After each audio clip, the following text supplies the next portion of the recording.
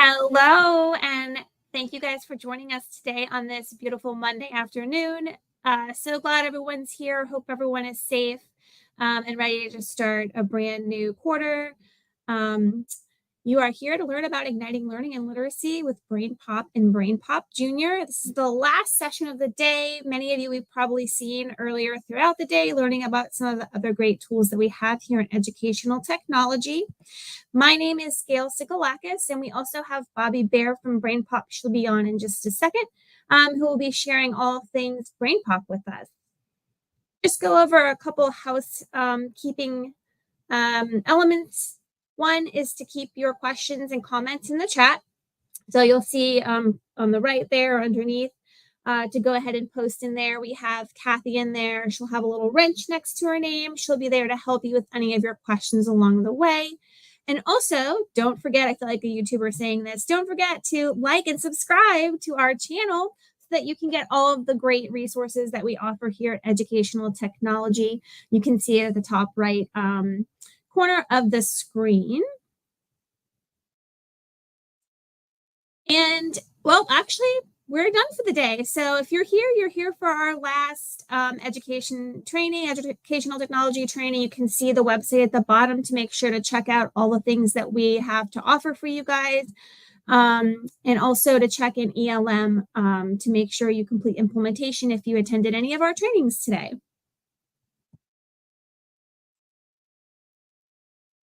All right, I think we're ready to meet Bobby.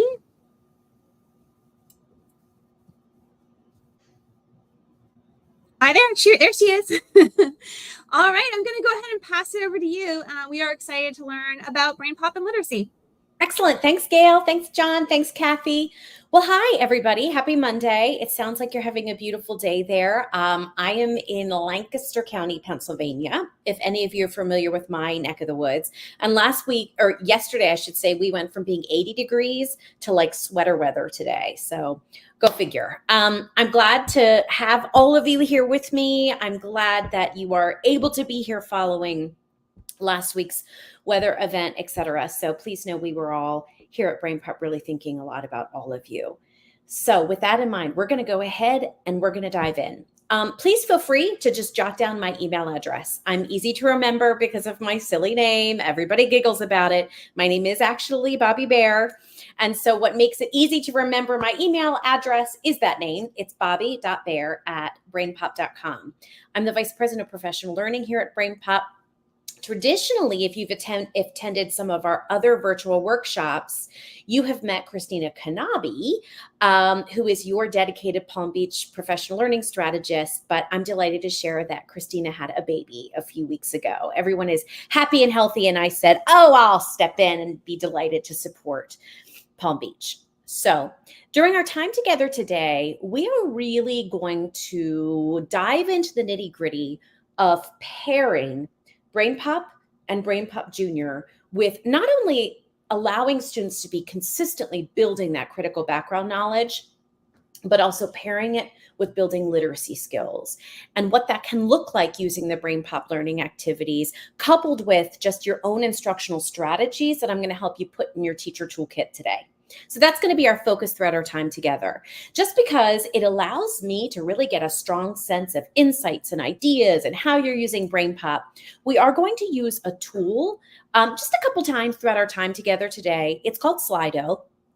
You can access Slido either simply by using your phone and using that QR code, or you can open up another tab and simply go to slido.com. And the code to enter that room is 1194611. Now, when we get to those points where I'm kind of getting a sense of, where you are and ideas and insights, etc., that information will appear again. So you don't have to frantically write it down now. So with that in mind, knowing we're going to really talk about BrainPOP, BrainPOP Jr., building literacy while also building background, let's go ahead and dive in. For those of you who are joining me today, I'd love to just get a sense of what is your favorite way to use BrainPOP or BrainPOP Jr. or Classroom, Or you could share also how have you most recently used it with your students. So in order to get a sense of who's here with me and how you're using BrainPOP, I'm going to open up that Slido room, just like I had shared before. So either QR code or by just going to slido.com, 1194611. And if you don't mind, just share with me, what's your favorite way to use BrainPOP, or how have you used it to support your students in the most recent past? If BrainPOP is just absolutely completely new to you, don't worry about it. But will you tell me that just by writing, I'm new to BrainPOP? Oftentimes I have people say, I'm a newbie. That's fine. That gives me the information that I need so I can have a really strong sense of what your level of confidence is with using BrainPOP as we get ready to roll into some of the meat and the heart of everything we're going to talk about today. I can see we've got participants typing, so I'm going to give you a minute, or a little less than a minute, about 30 seconds to do that, and let's see where we are. Oh, yeah, okay, excellent. Social studies, fantastic.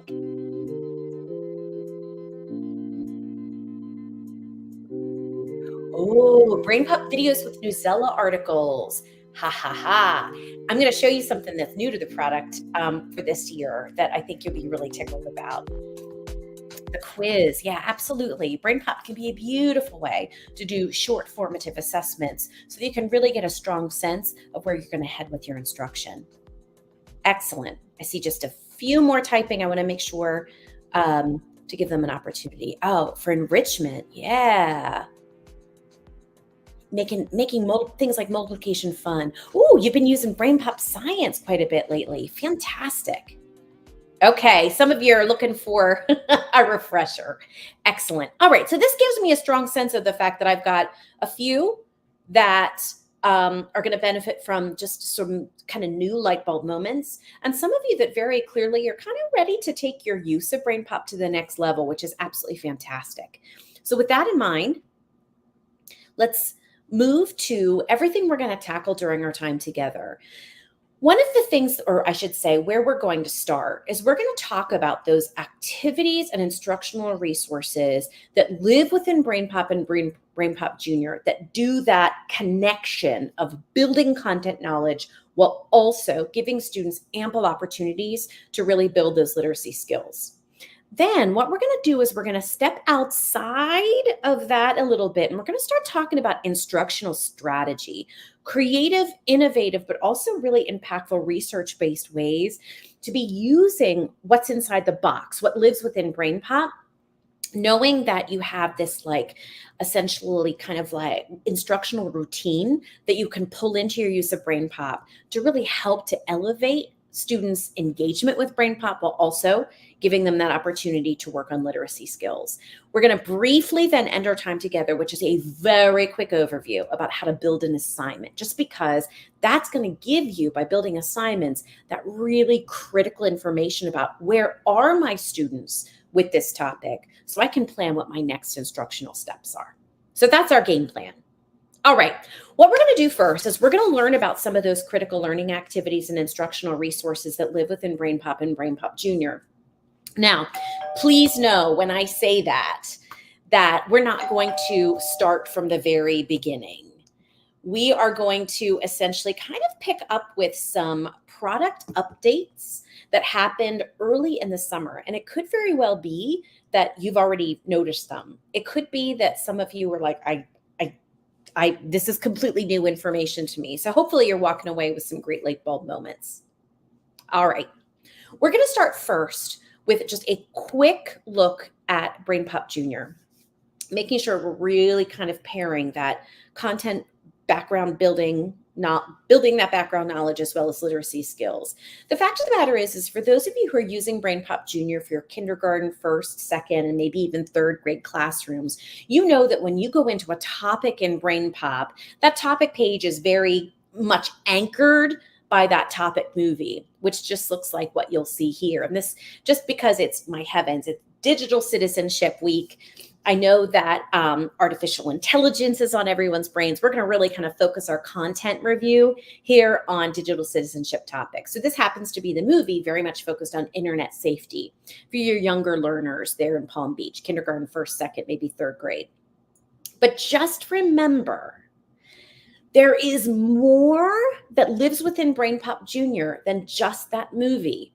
So what we're going to talk about today is how you can absolutely use that topic movie beautifully, but also incorporate another piece in order to get students practicing literacy building and give you some good data to inform your next steps. Okay. And I think you'll find that we're going to spend the most significant amount of time here on this learning activity called wordplay.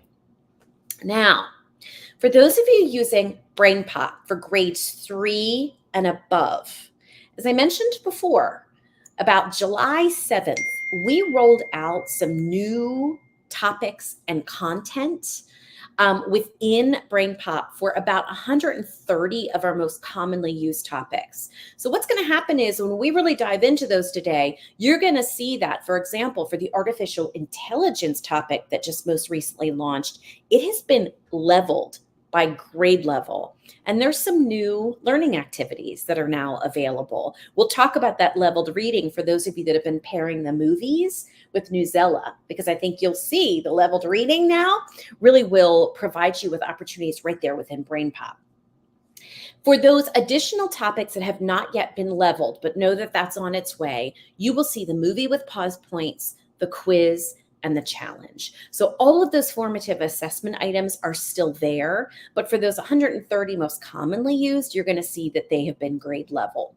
So I just wanted to make sure if you kind of saw a grade level topic versus original format topic, that it was really clear what it was that you were seeing. So what we're going to do over the course of the next few minutes together is we're going to really show the connection between building background knowledge in BrainPOP and BrainPOP Jr. with giving students that opportunity to really build literacy skills without them even necessarily knowing that that's what they're doing. And we're going to really focus that on digital citizenship because it's just so timely. Okay. All right. For my BrainPOP Jr. users, I'm going to really shout out wordplay here because what we know is in terms of students building background, having that critical confidence in the tier 2 academic vocabulary that pairs with students really learning and feeling confident about that topic and that background knowledge. We know that that vocabulary play, that vocabulary acquisition can be so powerful. So what I'm going to do is I'm going to kind of challenge and encourage you to, the next time you launch a BrainPOP Jr. movie, activity, etc., that you really think about utilizing the wordplay activity. Why? Because it allows students to really interact with, as I mentioned, that tier 2 academic vocabulary. It provides students with multiple entry points into that vocabulary, and it gives them opportunities to draw about it, write about it, build dialogue, etc. There's a lot of meat that lives within that wordplay.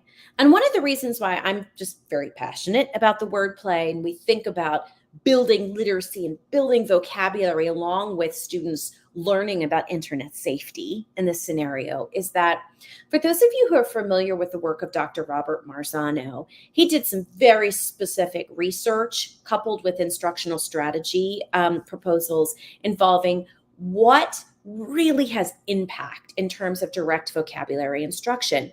So he has these great 6 steps for direct vocabulary instruction. It just so happens that everything that lives within wordplay hits it on the mark. So in one spot, you can really build that very powerful and impactful direct vocabulary instruction per the work of Robert Marzano. Here's how. That first step in the 6 steps of direct vocabulary instruction is that students have an opportunity to view a description, an explanation, or an example. And in BrainPOP Jr. and wordplay, you're going to see just that. They're going to see a visual representation of that specific vocabulary word found within internet safety, the word itself, and then also the definition. Okay, so there's step 1. Step 2. Students per Marzano should be restating that word on their own, okay? In the wordplay activity, that center tab is simply labeled write. And this is where we are asking students to use that word in a piece of writing. It might be their own definition of the word personal, or a sentence where they're using the word personal in context correctly. So it's giving students an opportunity to restate and write about it a little bit. And then we know anytime we have students build a visual representation of the word, that is sticky. So it just so happens that immediately to the left of that right tab, there is an opportunity for students to be drawing a visual representation of that word digitally right there in BrainPOP. So there are your first 3 steps. Then they can continue to build knowledge. Maybe that's with you, maybe that's via creative coding project, etc. And then last but not least is the peer discussion using the term. In that last tab within the wordplay activity, there's an opportunity for students to be creating dialogue between the well-known BrainPOP Jr characters where they are speaking about the word personal in context. So they get to see that description example. They get to write about it in their own words. They draw a visual representation. They continue to build that knowledge with you. And then they even have the opportunity to do that peer discussion using the term. So students are really able to embed themselves very deeply in those academic tier 2 vocabulary words via wordplay. So it's something to think about as you are launching a BrainPOP topic movie, pulling in that wordplay because of what it can really do for students in terms of building academic vocabulary that will inevitably surface in their writing, as they speak, etc. So that's BrainPOP Jr. Let's shift into the brand new leveled vocab builder activities that are available now in BrainPOP 3 through 8. So I want you to kind of think about this as almost like wordplay for the older set. And what that vocabulary builder is not only leveled now by grade level, but gives students an opportunity to really work with the academic vocabulary that's part of learning that topic using those critical literacy skills. So you can see now, if you go to a topic where you find leveled vocab builder, you're going to see that there's a drop down. So I'm using artificial intelligence as my example. If I am tackling that artificial intelligence topic with my 5th grade students, I'm simply going to select 5th grade. I've got some wiggle room because I'm sure what you know, for those of you who have been using BrainPOP, is there's a level of flexibility within BrainPOP. If you've got a group of students that's ready for that enrichment push, you could potentially have them engage in the vocab builder at a higher grade level, and vice versa for those that maybe aren't quite ready to tackle the 5th grade academic vocabulary. Those leveled vocabulary builder activities have anywhere between 3 to 6 words in total for students to really engage with, and they're all auto-graded. So what that means is that you don't have to worry about going into BrainPOP and doing any kind of manual grading. Once students complete that level vocabulary builder, you've got instant data in your teacher dashboard, and I'll show you what that looks like here shortly. In fact, I'm going to go live here eventually once we kind of talk about building an assignment. But what I like about the leveled vocabulary builder is I can very quickly go into my teacher dashboard and I can do a quick progress check. And I can get a strong sense of, as my students were moving through that specific vocabulary builder, is there a word or words that really kind of created some trouble, right? So what I'm going to ask that you do is, I'm right here. Now, this is American Revolution versus artificial intelligence. But what I'm going to ask that you do is just take a look, okay, at this data. This is how this small group of students was moving through that vocabulary activity, okay? The yellow indicates where trouble surfaced, okay? So take a look at that.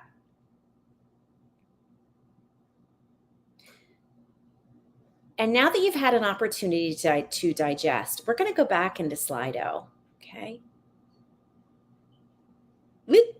Oh, actually, you know what? I'm doing that another time. Forgive me. So with that in mind, before I actually kind of ask you the official question is, what do you see in the data? And please feel free to drop that in the comments or chat area.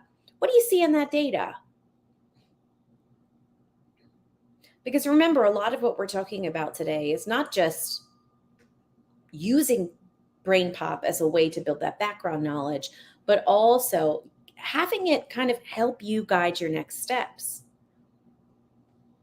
And I apologize that I cannot see the chat or comment area. So if something really wonderful has surfaced, please feel free, Gail or John, to shout that out, or Kathy. But you can see here that, for example, my student Ruby really had some struggles, right? So we're going to really kind of dive into where it was that Ruby was really struggling so I can provide some additional support. Okay. I'm so curious. All of us, no matter what content we teach, right, ultimately are also literacy coaches. So if you don't mind, let's go back to Slido. You know you have access now to wordplay in BrainPOP Jr. and the leveled vocabulary activity now available in BrainPOP 3 through 8. What's your favorite way for introducing new vocabulary to your students? Or what do you do whenever you start to see that there are some tier 2 academic vocabulary that's causing some confusions or misconceptions? What strategies do you engage that you find just really, really, really resonate? Oh, I love that Freyer model. I love the Freyer models. Just an FYI. Now, currently, Make a Map is not in the product because of the leveling that happened. It's a long story, but essentially there was a whole new assessment engine infrastructure that had to be built here at BrainPOP. And essentially, what I have often coached is that Make a Map, that concept mapping tool, you can actually build your own Freyer model template so students can do that Freyer model digitally right there within BrainPOP. Word parts, absolutely.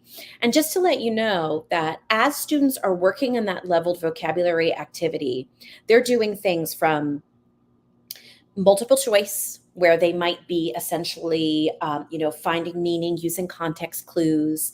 They might be breaking apart those small word parts, just like you mentioned, to really help them find meaning. They're doing analogies, they're doing synonyms and antonyms. I was an 8th grade English teacher for many, many, many, many years. And I'm sure you can relate to the fact that kids sometimes do really weird things with synonyms and antonyms, including the flip-flop or the confusion between the two. So there's some great opportunities for them to be working synonyms and antonyms right there within that leveled vocabulary builder activity. All right, fantastic.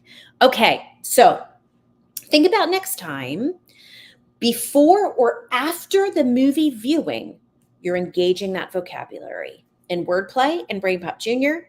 or via the leveled vocabulary builder in BrainPOP.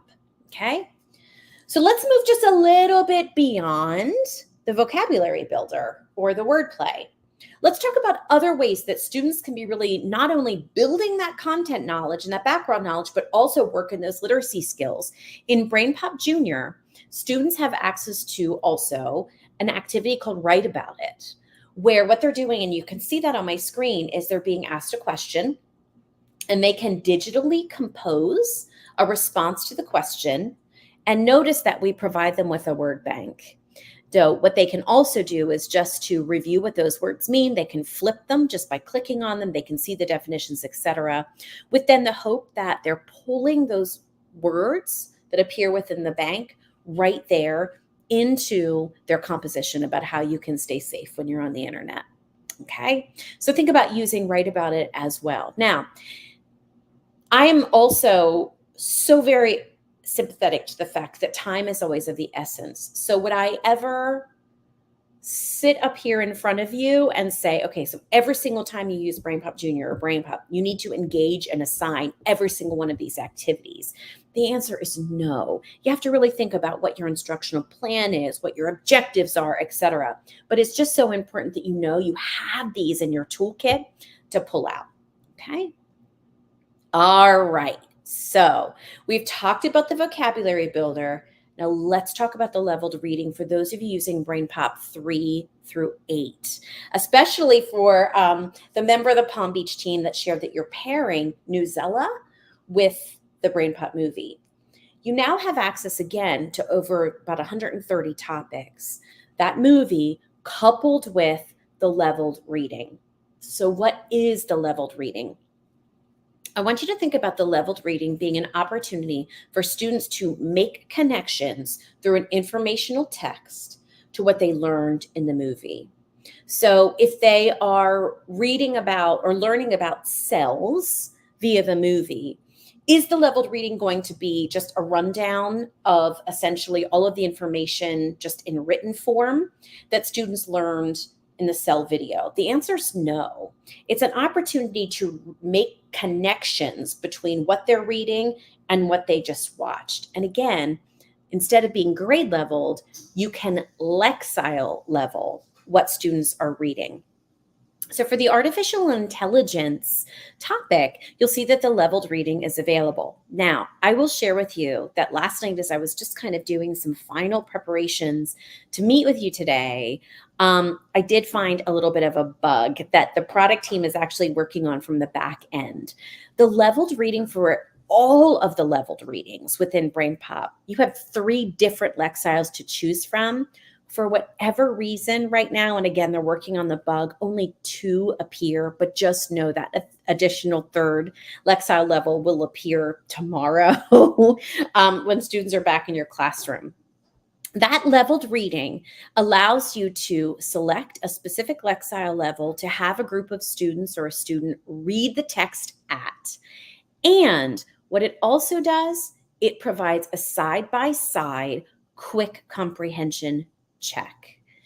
So essentially, while the students are learning about artificial intelligence via the topic movie, when you assign the leveled reading, in this case, they're learning about Dr. Alan Turing, who is really considered to be one of the kind of initial scientists to discover artificial intelligence so that they can be making those connections, coupled with having their comprehension of what it is they've just read checked right there on that right-hand side. Okay, so building background, having students make connections to that background, and then do a check for reading comprehension.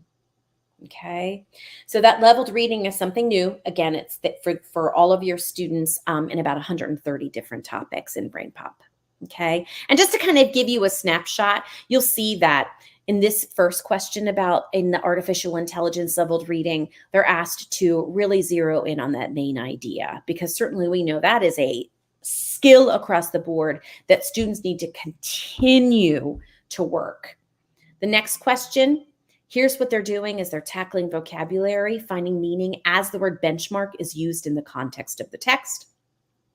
And then using evidence to support a claim, essentially finding a specific piece of evidence to the text to share Alan Turing's contribution to the field of artificial intelligence. So a lot of different opportunities for students to be very consistently practicing those literacy skills. Okay? All right. So in the last couple minutes, what we've done is we've really dove into some of those nuances that live within BrainPOP Jr and BrainPOP that either you didn't know about before or are brand new. The leveled readings, the leveled vocabulary. And for those of you using BrainPOP, just know that you also have access to leveled quizzes now for those quick formative assessments. Now, what I'd love to do is kind of move out of essentially just what lives within BrainPOP Jr and BrainPOP. And let's dive into some instructional strategy to help you really sort of innovate and elevate how you're using all of these tools within your classroom to really deeply engage your kiddos. Okay, so what we're about to do together is going to require, if you've got a sticky note or a piece of scratch paper, or if you're working in a digital notebook like I do, etc., you're just going to want that handy because you're going to be doing just a little bit of writing, I promise. So let's dive into some instructional strategy for using BrainPOP and BrainPOP Jr. Okay, listen. We all know, for the most part, I don't want to make generalizations. We know those BrainPOP movies and BrainPOP Jr. right? They build background knowledge. They're highly visual in nature. They help to really explain fairly complex topics in more simple, student-friendly terms. And we really shout out that academic vocabulary, very much like what they'll experience in the vocabulary builder as well as the wordplay in BrainPOP Jr. But how can we engage students even more deeply into the movie before they even watch the movie? So we're going to talk about an activating strategy that not only engages students, but it gives students an opportunity to do a little bit of writing after they've watched the movie to really build those writing literacy skills. Here's what I'd like you to do. On that piece of scratch paper, the Post-it note, the napkin, whatever you've got in front of you, I want you to draw just a little T-chart that looks just like what you see on my screen. On one side, label it I notice, and on the other, label it I wonder. So let me just give you a second to do that.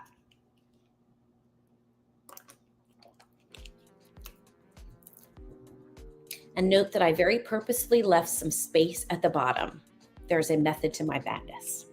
Okay. All right. So hopefully now everybody's got their little graphic organizer all mapped out for themselves.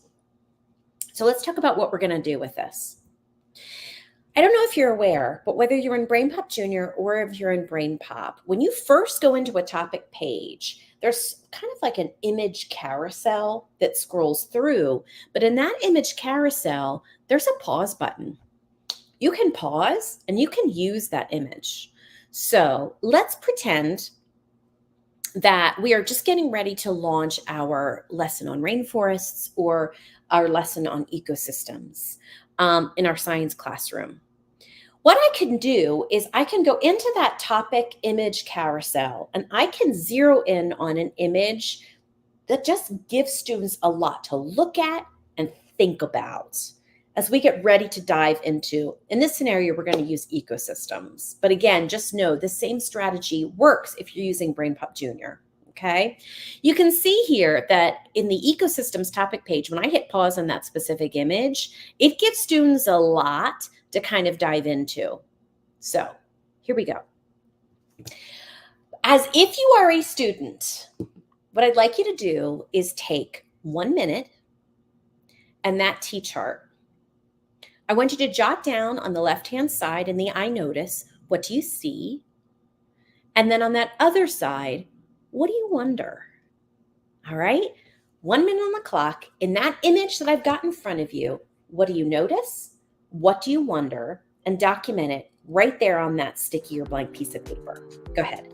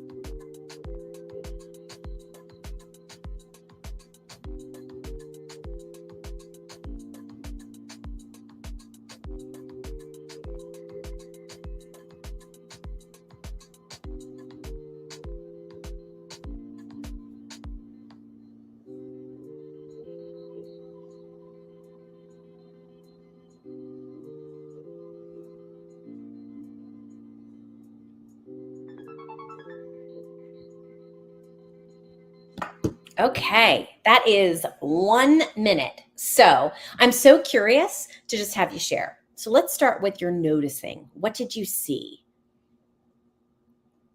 Right there in that Slido, just share. What'd you notice?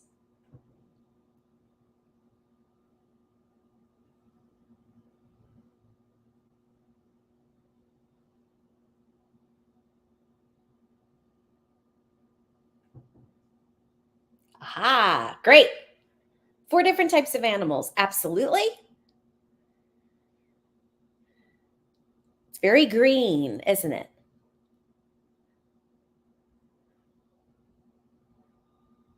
There we are. Super specific. Yes, healthy, green, clean.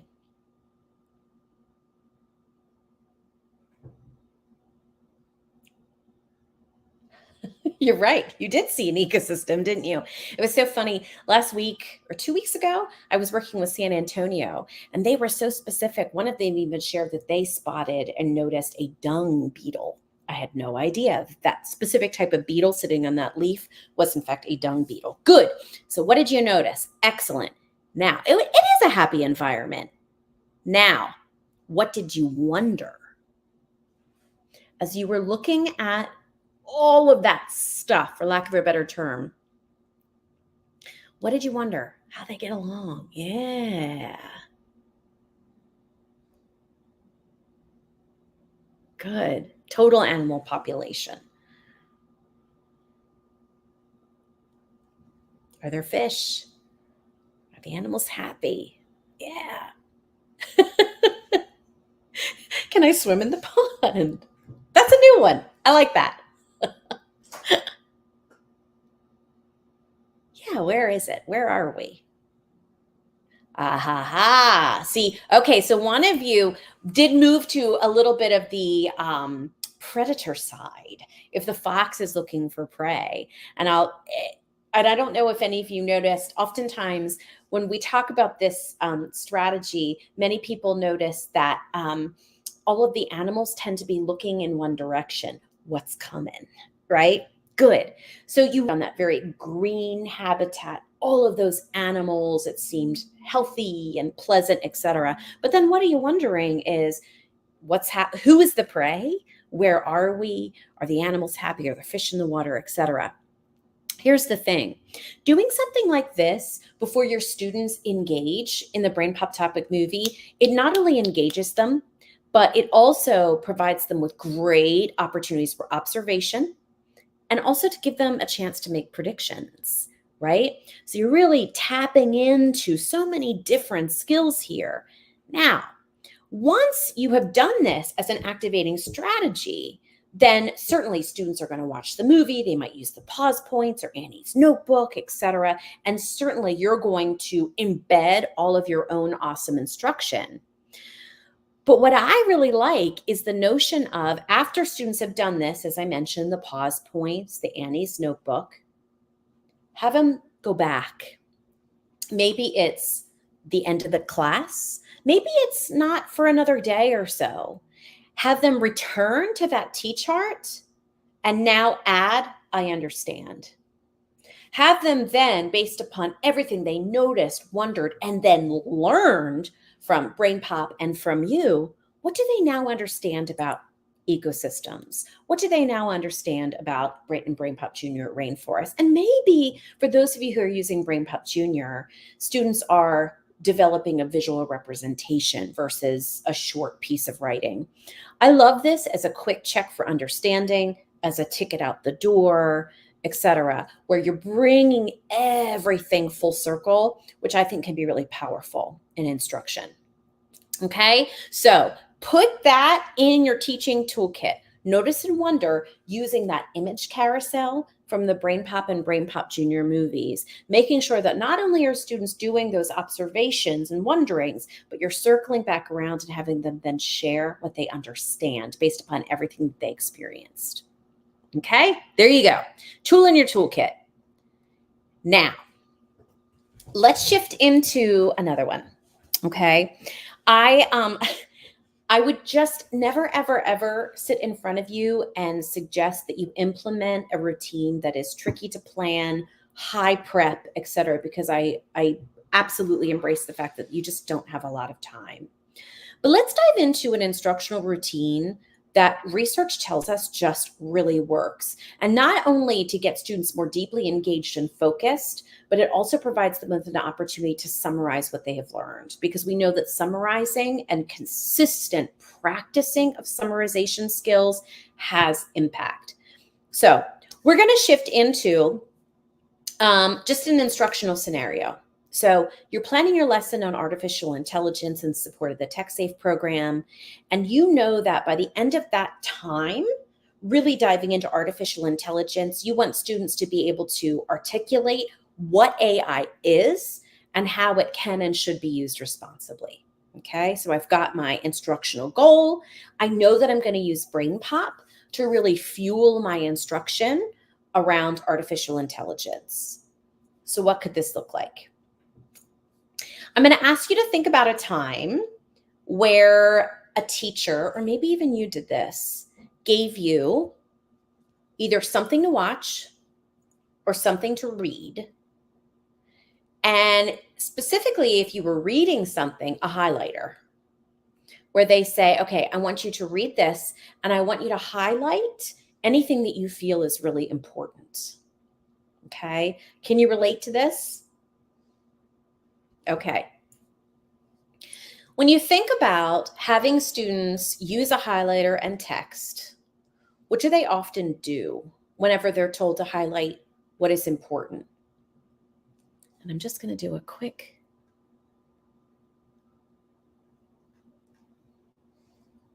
I was just seeing if I could see the chat.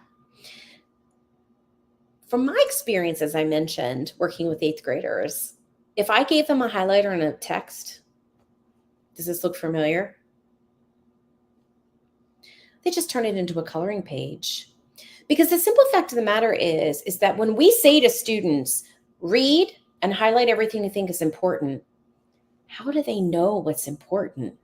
How do they know what to focus on, right? So we end up with this, which we know is often not very helpful for them or for you to get a strong sense of, really where they are with comprehending how ladybugs are hungry and helpful, right?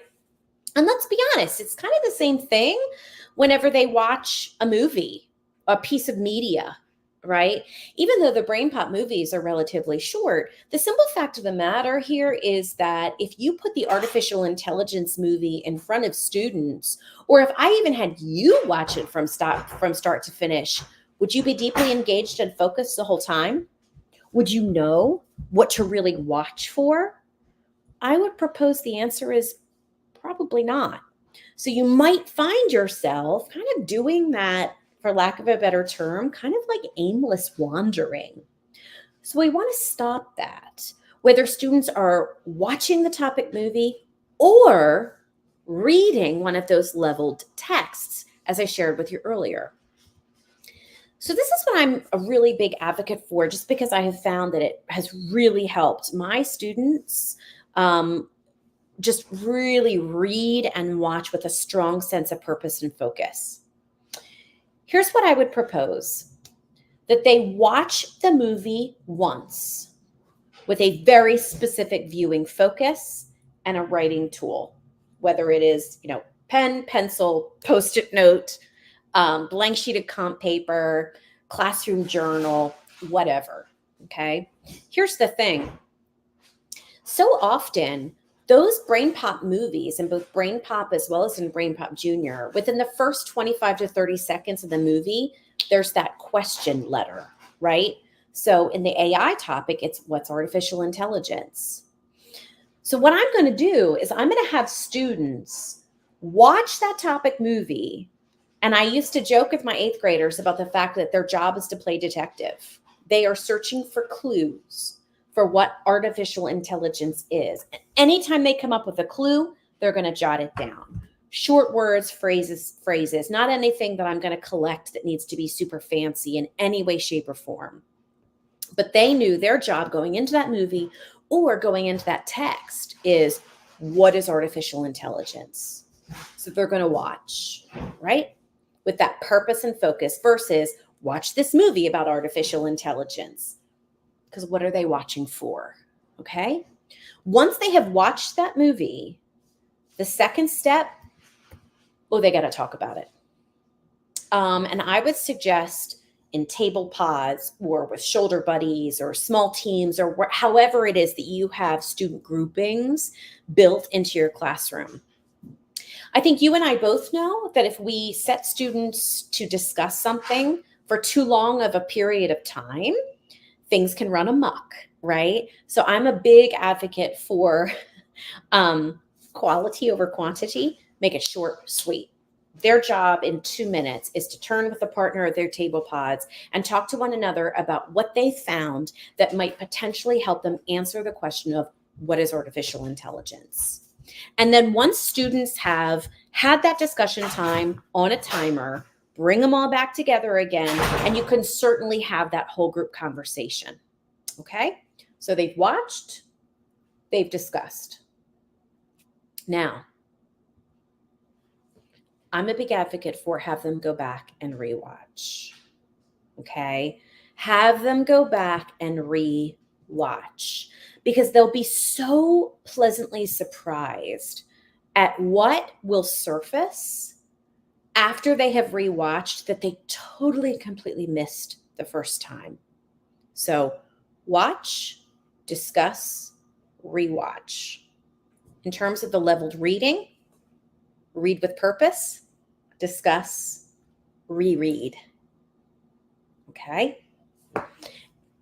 Here's what we know. If any of you are familiar with the work of John Hattie, John Hattie developed this. He did meta-analysis on educational research. He did research on ed research. His book is a little dry, but fascinating.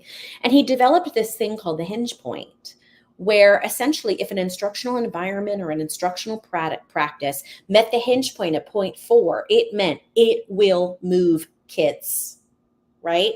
If it doesn't meet that hinge point at point 4, why are we doing it? It's not having an impact on student learning or growth. When we look at what are some of those big hit hinge point items, classroom discussion is huge. I want to say off the top of my head, instead of meeting a 0.4 hinge point, classroom discussion puts it at about 0.8, 0.82. And repetition, going back and rereading or rewatching, about the same spot. So about double the hinge point. So we know this helps kids to process, to learn, to make things sticky. Watch, discuss, rewatch. Read, discuss, reread. I'm going to add a fourth on here because it's a quick, easy strategy, and it is a skill that we know our students need to practice and practice and practice. It's summarize. Okay. So after students have watched, discussed, rewatched, or I know I'm a broken record, read, discussed, reread, have them do this really quick and easy. I used to always use as an exit ticket. It's called the $2 summary strategy. Okay. Give them a sheet of blank paper or a little exit ticket or a Post-it note, and essentially just say, all right, today you learned about artificial intelligence. I'm giving you $2. Now, you can imagine the first time that you do this, they'll be like, oh, really? No, it's a hypothetical $2. Okay. And then share with them your job using that $2 that I just gave to you is to compose a summary sentence where you're sharing what artificial intelligence is using everything you've learned today. Okay. And the deal is every word, including a, and the, costs 10 cents. You can underspend. So if you spend less than $2, but you still really have provided a robust summary, that's fine, but you can't overspend. The fact of the matter is that this is providing students an opportunity to show you what they know about artificial intelligence while also getting them to summarize in a quick, fun, easy to implement way. And it allows them to really practice also a precision in writing. In fact, what I might suggest is when you first roll out this strategy, maybe you choose to have it be more than $2. I mean, again, you got flexibility here. Maybe you start with $3 or $2.50, okay? So that students have about 20 to 30 words to play with in order to summarize what they've learned about artificial intelligence. But as the school year goes on, start to take some of the money away from them, right? Maybe go from $3 to $2.50 and then from $2.50 to $2. I had students that by the time the school year was over, they could write me a $1 summary strategy that was a slam dunk. And the thing is the more they do this and the more they practice it, they're just going to get better and better and better. So you're adding in this additional literacy skill while also having students build content knowledge on ecosystems, artificial intelligence, etc. So just to give you an example of what this might look like, here's one that cost $1.90. AI is like a computer brain that learns and thinks, making it able to do cool things like humans. So I want you to think about if you had a classroom discussion where you said, finish this sentence, artificial intelligence is. In the past, you might have gotten, maybe some like shoulder shrugs, etc. By having them consistently do this, you're going to start getting answers from them that are really indicative of what they've learned, while also giving them the opportunity to practice that summarizing, which we know is just, it's a nationwide skill that needs additional practice. Okay? All right. So I know this has been a lot in a relatively short period of time, but we've talked about just those additional learning activities within BrainPOP Jr. and BrainPOP that you can fold into your instruction, where they're learning the content and showing you what they know, but they're also practicing literacy skills. And then we've talked about those 2 instructional strategies: I notice, I wonder, and read, or I should say, watch, discuss, rewatch, summarize. Okay? All right. Now, in our very brief time together, I'm just going to very quickly, for those of you who are not familiar with how to build an assignment using some of the activities and strategies, what I'm going to do is show you how to do that very briefly.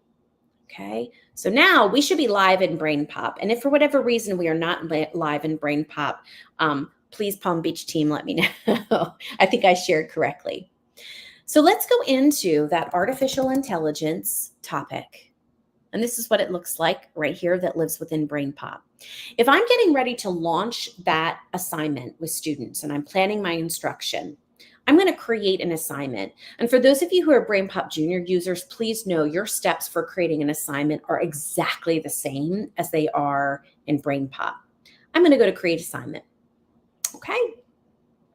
In create assignment, I will see all of the learning activities that are available for that specific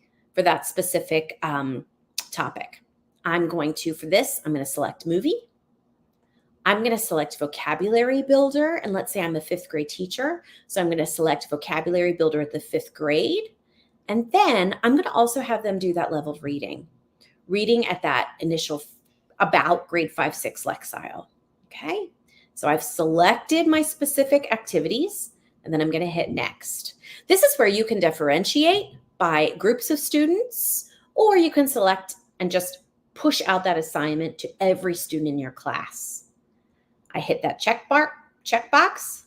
I then hit next. I can title it however it is that I might want to title it. I can write specific instructions. I can build in a due date. I might schedule it for later. So maybe I want this to launch on Wednesday. And just know you don't have to do this in this order. You have the flexibility to, for example, have the vocab builder come before the movie. You can just click and drag things around. Okay. And then I am going to hit assign. Now, once I come to this is going to confirm that that assignment has been made. Students, whenever they log into their BrainPOP accounts, it's going to appear right there in front of them saying, hey, you have a new assignment. Or if you're using a learning management system like Canvas or Schoology or Google Classroom, just know you can drop that assignment link right in there, or you can share it to Google Classroom if that's the LMS that you're using. So out the door goes that assignment. By building the assignment is going to give you really clean data so you can review how students did. To get to that, you simply go to your teacher dashboard. This is where all of your classes live, and you can go to that specific assignment. Obviously, I don't have any good data to show you because I just launched that assignment, but let's just for example's sake, look at this American Revolution assignment. What you'll see are these 3 tabs for this assignment. I love the first 2. I think that they are really, really, really helpful. The assignment progress really gives you a very strong sense of how are students progressing, who has done the assignment, who has not. So I can see Taylor and Julia have not tackled it yet. Maybe they were absent, etc. My favorite tab is activity progress because it allows me to take a look at the individual learning activities that I assign to students so I can really see how they did so it can help me inform my instruction. So if I take a look at this American Revolution quiz, I can see question 2 really gave these kiddos a hard time. So this is sort of my big instructional red flag. Whoa, we got to go back. I got to take a look at question number 2 with this group of students. It happens to be that in this specific formative assessment, this is all about putting the sequence of events that led up to the Boston Tea Party in chronological order. So we're going to really talk about that timeline together as a class. So this provides me with some really great opportunities to do some really solid re-instruction based upon what it is that my students may need at any given time.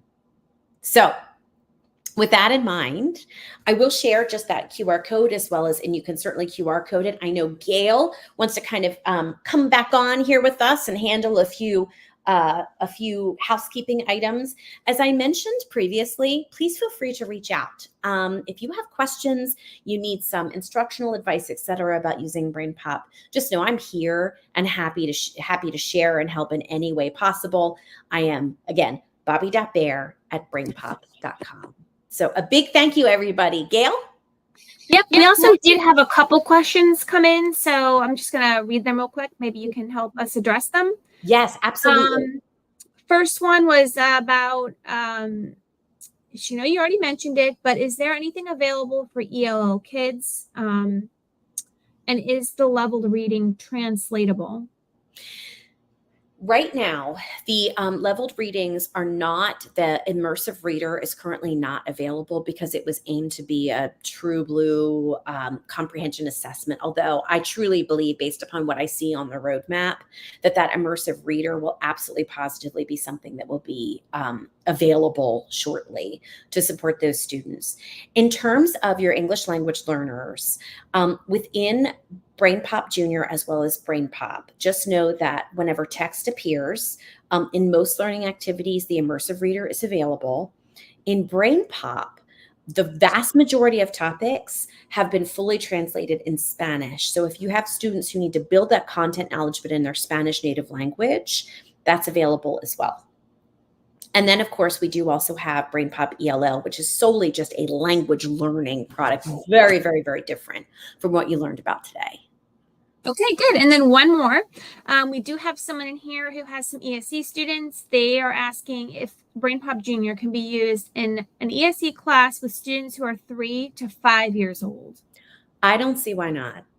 I really don't. I really don't see why not. They might need that additional support, etc. What I would strongly suggest is working with those younger kiddos with BrainPOP Jr. that think about using those movies in short chunks and segments, stopping and pausing along the way and having them just engage with you deeply, even if it's like on carpet time, etc. So I think absolutely, if not all of the movie can be used, most definitely portions of the movie can be used for those ages 3 to 5 students.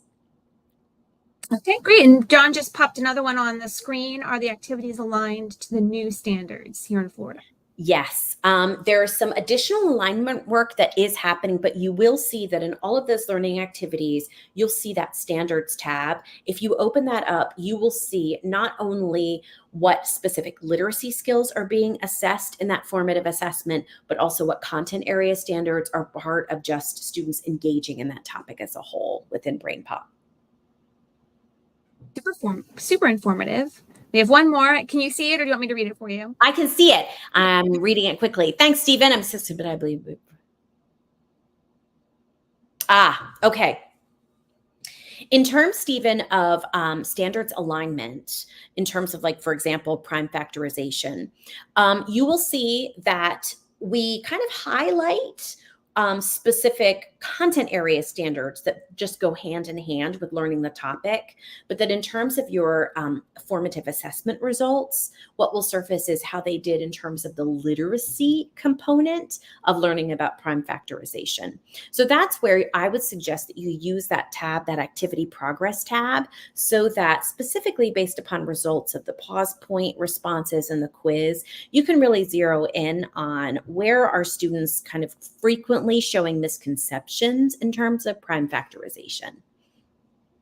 Great. Lots of questions coming in at the end here where someone was asking about part A, part B questions, for those literacy activities. Our kids have to answer like a multiple choice and then a second multiple choice that goes along with the A. The technology enhanced items actually do not include the part A or part B yet. What you're going to see are item types that are things like more traditional multiple choice, multiple select, drag and drop.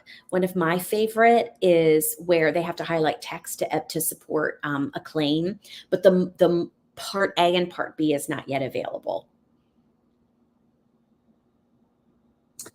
And yes, Stephen, there are some standards that are still under construction by the learning design team. They should be up and ready very shortly. Again, a lot of that, when we launched the assessment engine, there was some product work that had to do in terms of development on the back end, that all of that is coming back shortly. Okay. All right. Thank you so much. We're going to go ahead and wrap it up. Those of you who are joining us and haven't gone to ELM yet, make sure you check that out. If you'd like to earn some points, you need to make sure you're enrolled by the end of the day today by midnight. Another great question came in about watching these videos again, and they are all available for you guys to watch. So you can go to our EdTech website. You can also find the tile on the portal. And if you scroll down, you'll be able to find the calendar with links to the videos for the sessions today. No more training left. So just make sure you check those out if you want to rewatch those videos. And then you want to make sure that you stay in touch with us and all the really awesome products that we're here to help you with, support in your instructional practice. So go ahead and follow us on X/Twitter. I did hear someone call it Twix today, which I thought was a super cute kind of play on words because we're in the middle of what it's called. And you can see our bit.ly links to join that, or make sure you're following us. Also, our training website, again, you can find that in the portal. And make sure you join our mailing list so that you get sent notifications when we have upcoming trainings in the future. All right, another great plug here. We have our technology conference coming back. Missed it last year, but hopefully we'll be back big and strong this year, February 24th. So you want to make sure that you have that marked off in your calendar to attend for the day. And then we do have awesome, amazing team for you. So we're all here to help. If anyone sticks out to you, feel free to reach out to us if you ever have any questions or you need help with technology. Thank you guys for joining us today. You are free to go enjoy the rest of your Monday. Have a good day.